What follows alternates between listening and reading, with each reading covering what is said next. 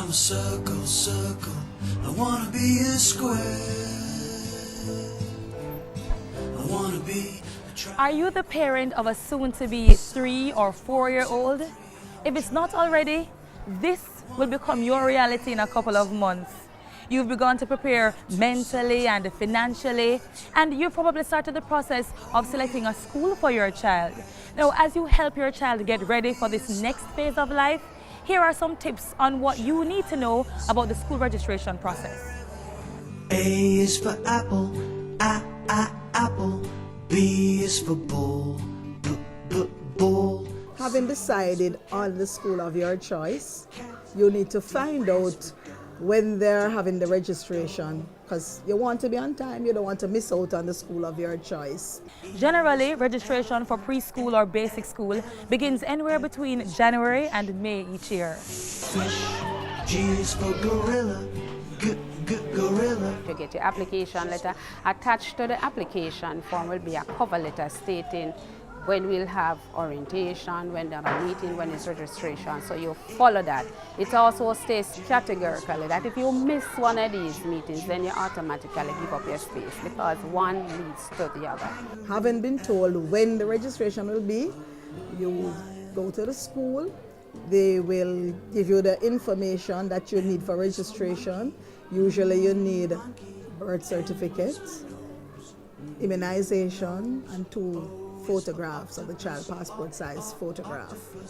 There will be a registration fee, and you will be told when is their orientation. Q is for question, question. R is for ring. During the parents' orientation, we will have more documents for you to fill out. There's a medical that's required by the Early Childhood Commission that parents have to answer questions about, like medical history.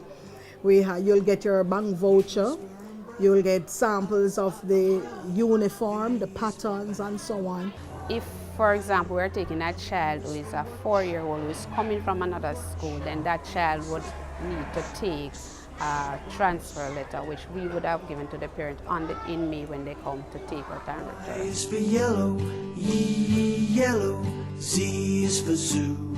That's the time you take your child in, you get a feel of the school, you ask the relevant questions and stuff like that. The orientation for the students, now that's sometimes done in a summer program or in some schools just prior to the reopening of school in September.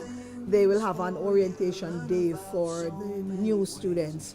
But basically we find that having a orientation during the summer where they'll have more time, they will meet and interface with the teacher they'll have.